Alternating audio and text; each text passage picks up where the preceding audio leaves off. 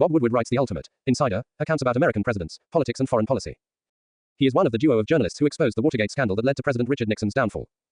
Woodward has long enjoyed unique access to America's top political and military leaders, which is why he is sometimes unflatteringly described as an access journalist who shows undue deference to his main, often anonymous sources.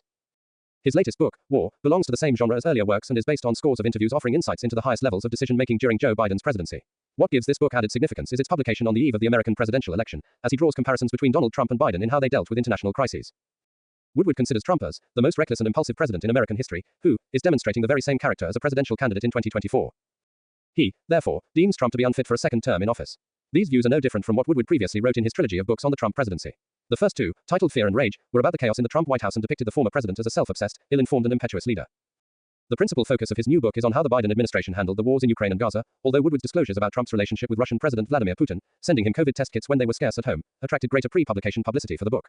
War covers all these international engagements, but perhaps it is how the American exit from Afghanistan was botched up that might interest readers most in Pakistan. For Biden, the 20-year U.S. military presence in Afghanistan was a classic case of mission creep that he pledged in his election campaign to end. The mission had lost its purpose and direction, and as vice president he warned President Barack Obama that he was being fed bullshit by military generals who were taking advantage of his inexperience. When Biden became president, he inherited the 2020 Doha Agreement Trump concluded with the Taliban, which committed the U.S. to withdraw from Afghanistan by May 2021. Woodward's book reveals Biden's advice was repeatedly ignored, yet U.S. support for Israel remained firm. Three options were presented to Biden: stay on indefinitely, undertake a slower, gated withdrawal, or pull out quickly and safely. Like Trump, he wanted an expeditious out, and accordingly announced that in April 2021. Criticism followed from former military officials, and even ex-President George Bush. Biden remained undeterred. His administration, however, failed to anticipate contingencies and plan for worst-case scenarios, says Woodward. It was taken by surprise by how swiftly the country fell to the Taliban without a fight. Blaming the Afghan government and military for the debacle, Biden, however, stood by his decision while also passing the buck to Trump, saying he forged the original deal with the Taliban. None of this obscured the monumental intelligence failure that produced the chaotic exit, which had echoes of the U.S. scramble from Vietnam. This inevitably damaged America's global standing and credibility. The chapters on the war in Gaza portray a frustrated U.S. president, angry with Israeli Prime Minister Benjamin Netanyahu and his constant lies about his intention to escalate the conflict, which Biden saw as inextricably linked to his political survival. Defined by distrust, their tense relationship is described in graphic detail.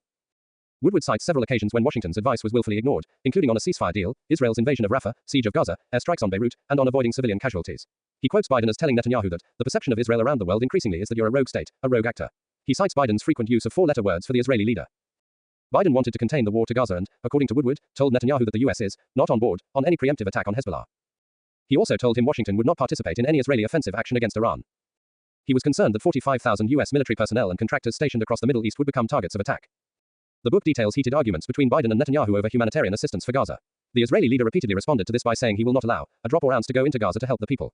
Netanyahu's refusal to listen to Biden and unwillingness to provide urgent access for aid meant Washington failed to avert a humanitarian catastrophe in Gaza. Despite their many disagreements on the conduct of the war, Biden remained steadfast in his support of Israel. Whatever Woodward's explanation of his inability to prevent Israel from escalating and broadening the war, this failure was a reflection of Washington's strategic compulsion to avoid a rupture with Tel Aviv as well as the limits of a tired superpower's eroding leverage, with a manipulative Netanyahu getting the better of a lame duck Biden. The role of key Arab states is highlighted in anecdotes of several meetings. For example, King Abdullah of Jordan tells U.S. Secretary of State Antony Blinken, "We want Israel to defeat Hamas." Similarly, the UAE ruler conveys to the Americans that Hamas must be eliminated.